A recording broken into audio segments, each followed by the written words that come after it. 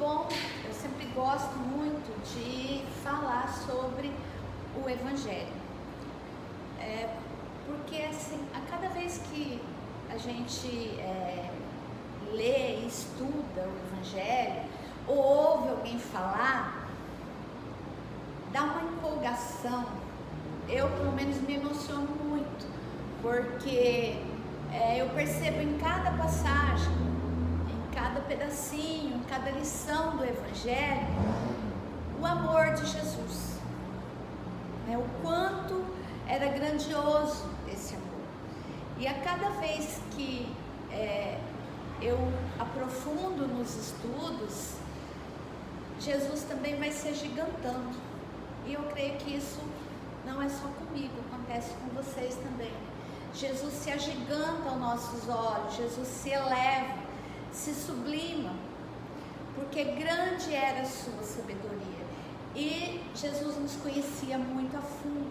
Ele sabia o quanto equivocados espiritualmente nós ainda somos, o quanto pequenos, o quanto infantis perante nossa caminhada espiritual ainda somos, e quantos erros e equívocos vamos cometer nessa caminhada nossa. E por isso ele nos deixa o Evangelho, que é uma expressão do seu amor. O Evangelho traz para nós um passo a passo, um roteiro que a gente tem que seguir para a nossa vida ser melhor aqui. Eu às vezes ouço o Evangelho aqui na casa, nas palestras ou nos estudos, e fico pensando, nossa, a lição de hoje foi para mim. E toda vez a gente tem essa impressão, abre o Evangelho ao acaso, mas olha, caiu direitinho para mim a lição de hoje, porque é isso mesmo. O Evangelho é para nós, é para ser assim mesmo, porque ele é esse nosso roteiro, esse nosso passo a passo. Eu nem vou ficar falando muito, porque senão eu não empolgo.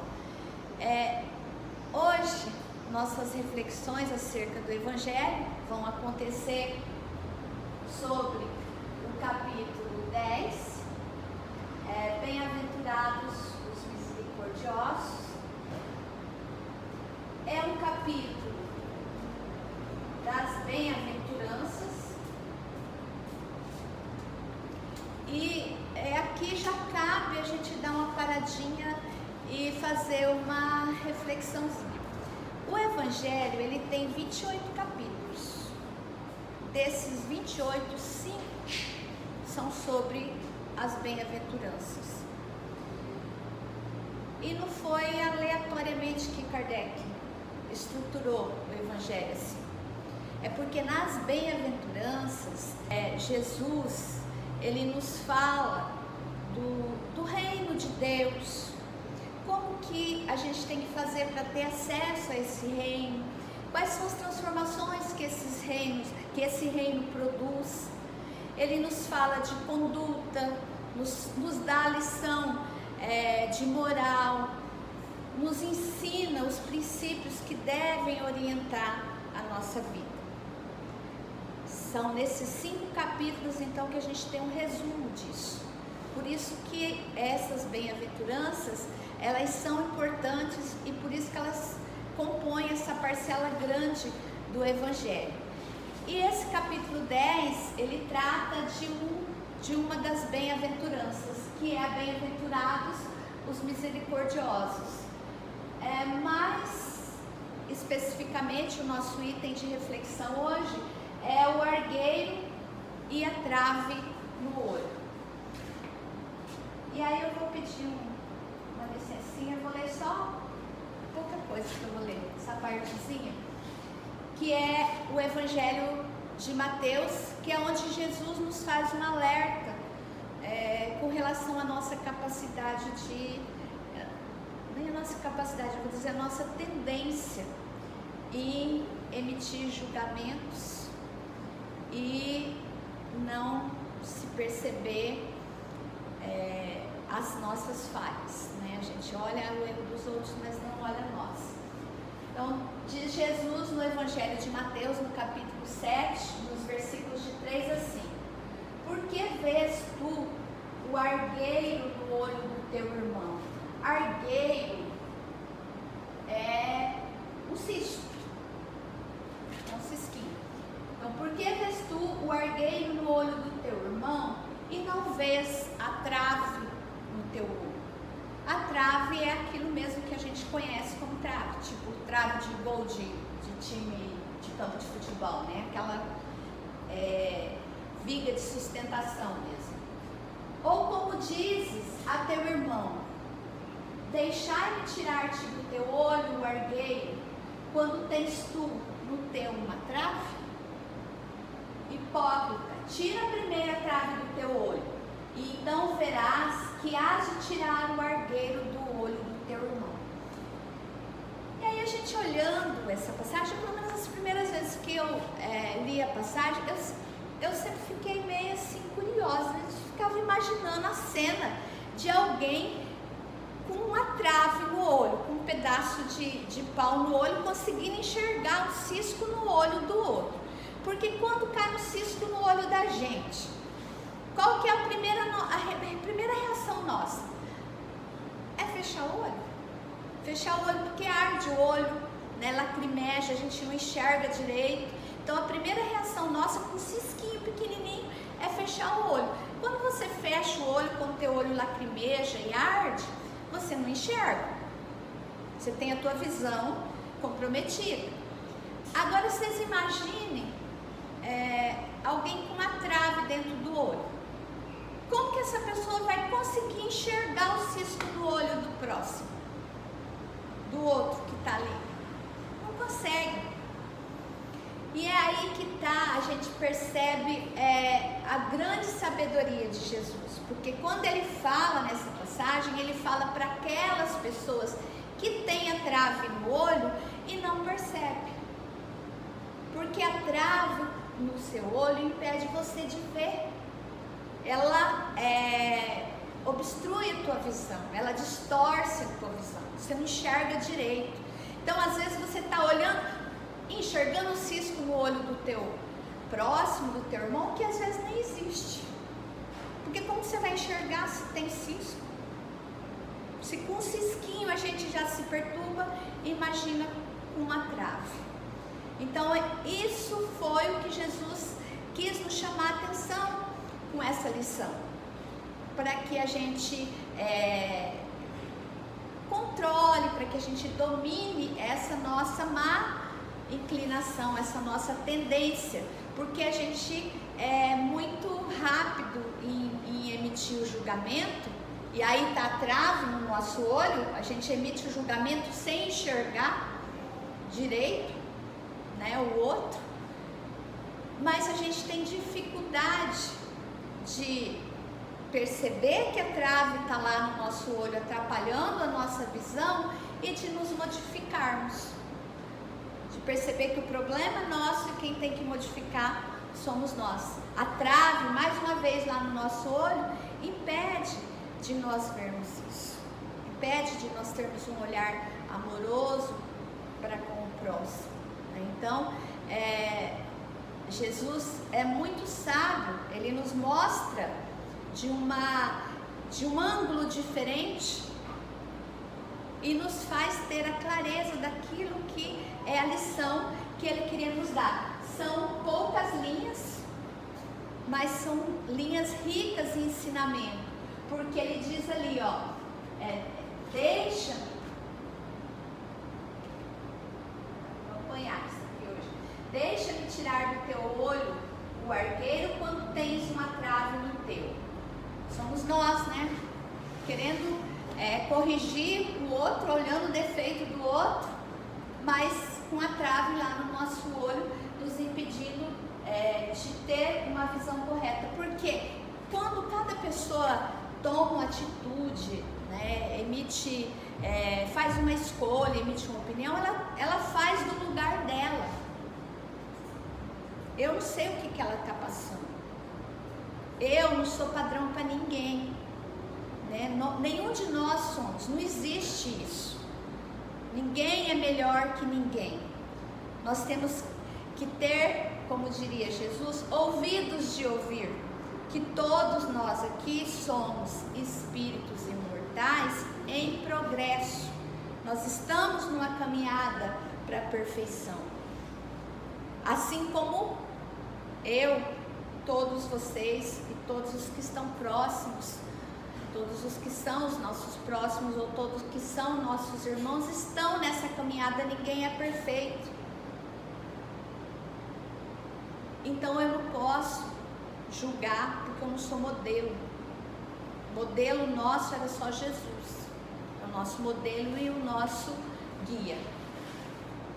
Tem até uma historinha que é rapidinho, eu vou contar para ilustrar bem essa passagem. Olha aí, como é que a gente com uma trave dessa no olho vai enxergar um cisquinho no olho do outro?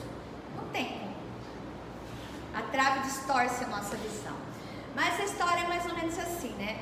Uma família estava jantando à mesa e o pai, então eles estavam conversando e a conversa vai para crítica aos colegas de trabalho, né? E o pai fala assim, comenta com a esposa, né? O marido comenta com a esposa: eu tô cansado, aqueles meus colegas fazem coisas inomináveis no serviço, eu não aguento mais.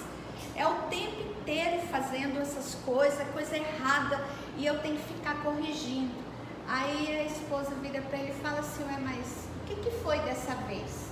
Quando ela fala dessa vez, ele já fica meio assim, dessa vez, quer dizer, pensou com ele mesmo: será que eu reclamo direto, né? Critico meus colegas de trabalho direto?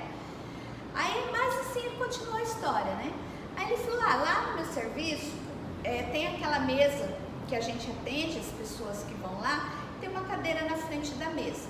As pessoas se sentam, aí quando levanta, empurra aquela cadeira, arrasta aquela cadeira para trás, não coloca, vão embora, não coloca a cadeira no lugar, ela fica atrapalhando o trânsito no meio do caminho. E eu tenho que levantar, parar o meu serviço, levantar, ir lá e botar a cadeira no lugar, sendo que não foi nem eu que atendi a pessoa. E toda vez é assim. Ninguém, nem meus colegas não se preocupam de botar a cadeira no lugar. Eu que tenho que ir lá e arrumar. Aí a esposa virou para ele e falou: é isso que tem de errado? Ele falou: Ela falou: mas você critica os seus colegas de trabalho e você faz isso aqui em casa constantemente. Eu e teus filhos ficamos te observando após você fazer as suas refeições, né? O seu almoço, a janta, você se levanta da mesa, empurra a sua cadeira para trás, ela vai parar lá longe. Aí você se levanta cheio, saciado e se joga no sofá, liga a televisão, ou vai ver um jornal, ou vai ver um futebol, e eu vou pôr a cadeira que você deixou empurrada no lugar, eu vou recolher talher, prato e vou lavar. Aí ele falou: eu faço isso? Ela falou: você faz isso há anos. Então ele criticou os colegas de trabalho e ele tinha aquela mesma atitude em casa, a trave no olho, não impedia ele de observar e de perceber aquilo que ele fazia. Então nós temos que estar atento sempre para as nossas atitudes, para as nossas ações, para a gente não reproduzir essa história, né, dessa pessoa que olhava o cisco, mas não via a trave no seu olho. Temos que sempre estar atento para nós tirarmos a trave do nosso olho, porque, como disse Jesus na passagem que eu li agora há pouco, você só consegue tirar o cisco do olho do seu irmão quando você tirar a trave do seu olho, porque aí você vai enxergar, senão você não enxerga direito. E aí Kardec continua nos explicando dando as orientações de como é que nós devemos fazer para tirar essa trave do nosso olho, porque é isso que Jesus espera de nós. Jesus quer que nós tiremos a trave do nosso olho. Então Kardec diz assim: para julgar-se a si mesmo, seria necessário poder mirar-se no espelho, transportar-se de qualquer maneira fora de si mesmo e considerar-se como outra pessoa, perguntando: que pensaria eu se visse alguém fazendo o que eu faço? Então aqui o que o Kardec nos instrui a fazer para que a gente possa tirar essa trave é nos conhecer, é exercitar o autoconhecimento. Quando ele diz assim, ó, para a gente se olhar no espelho, eu vou ver o meu reflexo lá no espelho, mas como se eu fosse uma outra pessoa, como se eu fosse uma pessoa de fora. E aí ele nos orienta nos esclarecimentos que tem no Evangelho, que a gente tem que fazer essa análise, esse autoconhecimento nosso com muita objetividade, com muita sinceridade, porque nós temos tendência a pegar os atalhos, nós temos tendência sempre a buscar o caminho mais fácil.